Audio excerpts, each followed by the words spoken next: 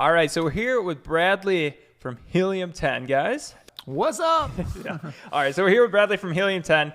We're going to be talking about keyword research theory now, okay? So we're not actually going to be doing the keyword research here because the tools change over time, but the overall theory here and what we're looking for does not change. So don't, no matter if you're watching this in 5 years, it's essentially the same thing, okay? So don't complain that this is out of date.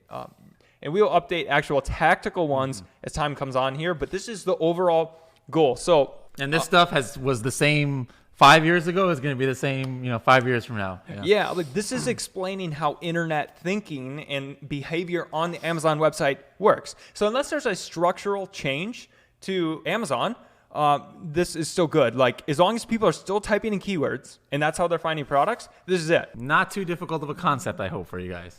Right. Okay. So what have we got here? We tried to organize this as best as possible. So basically, we've already talked about there's two types of keywords. There's the machine keywords and there's customer keywords. Okay. So there's ones that make people buy, and then there's ones that you make the machine show you to people. Yeah, the first thing, of course, is data that you get from Amazon. What kind of data could that be? Well, it could be the best data. The best data, right? Historical, not always.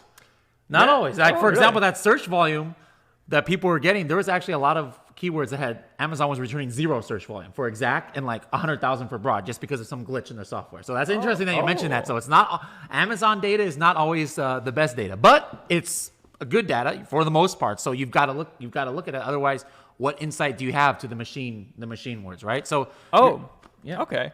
Yeah, that's a good point, actually. Brock maybe didn't even know that. Yeah, I did learn something. Well, I guess when you gather all the data. Yeah. You only show the good stuff, though. You don't show the errors too often. There it is. No, but actually in Helium 10, they showed that. There's big and people were complaining like, oh, Helium 10, you guys are full of it. Why are you showing 0 search volume? Well, that's what Amazon says. Garbage in, garbage out, So we're not going to make up some number, if Amazon's telling us 0. So right? Sometimes it's not the best data, but that's very few. 95% of the time, usually, those kind of things are good data. So that's why we look at data from Amazon because, hey, we're trying to sell on Amazon, so it just makes sense, right? So I just want to say one thing before we go too deep here. Okay, so remember the whole goal of Amazon, remember? There's images in people's heads. They put that into words in the search bar, okay? Remember right there. So before we get too deep here. And then they look and they see products, and what do? They choose one, okay? They choose one at the end of the day, all right? So what our overall goal here is we're trying to find all the different words, all right? And we're trying to find the best ones. Now, Amazon doesn't tell us which one of these words to go after. We've already talked about, all right? But they give us little hints in ways, and that's what Helium 10 and other tools do, is they're gathering all this data from the website and then now making it easier for us to analyze them. So that's why we talk about data from Amazon, because they know what sells, and that's how we get the sales estimates. They're essentially just at the end of the day, we're always looking at Amazon data, almost always on the Amazon platform, because that's where people are buying. Yeah. So we looked at data provided by Amazon, but then also the next two are actually just data on Amazon, but we kind of classified them differently. Yep. Data provided by the sellers, like what titles are people using? Are sellers who have a good history of selling, what titles are they using? What's their description say? What their back-end keywords say? Things like that. And then the customers. So of people that bought, voted with their dollars. What are they putting in the reviews? What types of words are they using? What are they saying? Data provided by customers, the rank for the keywords. Basically, the customers are deciding where the products rank. We have it up here that Amazon chooses, where products rank. But it's part of it. Yeah, but basically, Amazon is there to make a buck. I mean, Jeff's got a divorce that he's got to, fund, right? So he's got to make a buck. He's got some Latina newscaster. Oh, really? That's his new. That's his new. Yeah, there was all these YouTube compilations of this hot newscaster, I guess, over the years, and that's I'm pretty sure who Jeff Bezos is. It's not that one who's a weather girl who's Insta famous. Dude, she looks just like her. Oh my goodness. I thought it was at first. Anyways, Jeff wants to make some money, right? So the way he makes money is by people buying the product. The way people buy the product is they see the product that is relevant to them. So it's kind of that's why we had this in both categories. So Amazon is trying to show you the product that is most likely going to get them their commission.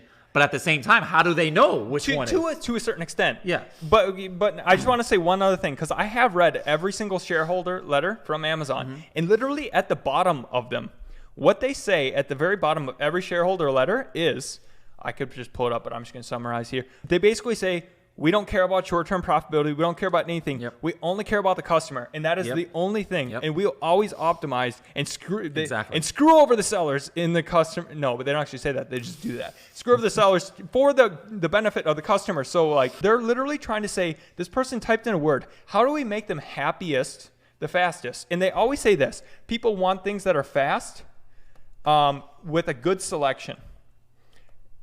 Okay, so it's prime. And like they want a diversity. So they have good selections. They're always going to put high, low, and medium price things. And like a diversity is what they essentially want, and what the algorithm is optimizing for over time. So if you're able to get somebody to search, they click on your product and they buy, that's what we're, at the end of the day, that's what the whole algorithm is always going to be optimized for. No matter what happens ever, is going to get closer and closer and closer as time goes on. Like there may be hacks and stuff right now, but it's always going to get closer to what is the best result and the highest conversion, and the people, like even like what are people happiest with? What has the lowest return rate? What is the highest review rating over time? Like, you know, like that type of stuff is going to become more important as the algorithm gets smarter. So just like at the end of the day, you're just looking for what are the words that people are going to buy through. Like some people lose that when they're doing their keyword research here. They get so lost in all this data, but they're not actually thinking like, am I a good fit for the Amazon platform? So where did we leave off? We were talking about data provided by customers, and then Big data analysis. Yeah, big data analysis. Yeah. So multiple async compared, like, you know, comparing different top sellers, like what's their strategy as a whole. You know, if you're looking at one niche, what are the top sellers doing as a whole?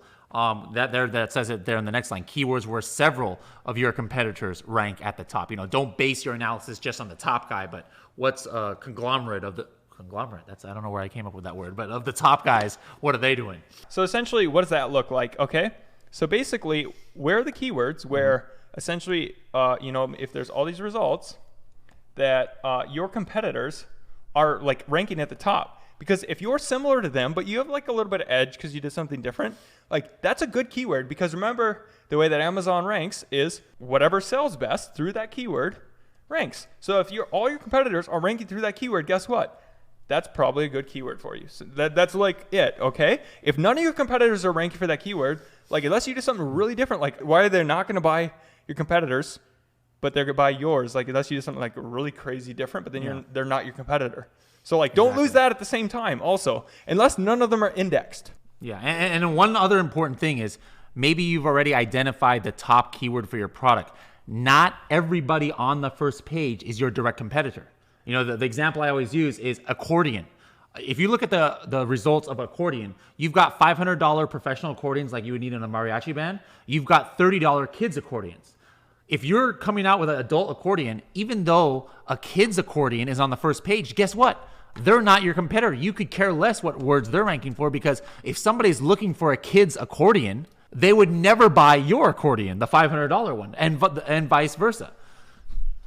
So we're here on Google. You guys got to know your customer, all right? Like you trying to sell to that guy? You selling to that guy? Yeah, selling to that guy, or how about this guy right here? No, he looks pretty serious. All right. Anyways, back to the video. Basically, there's that. There's lots of sub niches within all of these because, you know, some of like we just said, the professional accordion player, and then the joke accordion player, or just some buying little gifts. So that's where we're going to prioritize these keywords now. So essentially, what we just did was like imagine this big red line there. Okay, that's like all the keywords that we gather. So you know, in there was. What did we have? We had Amazon, okay? You know, we had the listing. We have the customer. Oh, and one thing we didn't mention with the customer, you can go on social media because they probably talk about the products, okay? And you can kind of get stuff from there. But essentially, we gather all the data. So we gather all the data together. But now it's like, which one of these do you actually care about? Like, what are you going to use to evaluate? Because you're going to get junk. Or even on the Amazon website, you're going to get junk because sellers put random irrelevant things that you didn't need. The tools are just looking at all that data. Now they're helping make it a lot easier, but you still have to use your brain. Nothing is going to solve this for you, okay? So you need to think, like we've already talked about, there's the machine and there's the human. The machine gives you the humans, but the humans give you the money, and the money, then when the humans give you the money, the machine gives you more people. That's the way it works. Now what we want to find is, where do we get both? Where are we going to make the machine happy, and where are we going to make the customer happy? So what we kind of use is like some filters. There's machine and human. What do you think are the most important filters? I mean, there's some ones, down here about search volume, right? Or what is getting searched more? I like your baseball analogy that you put here.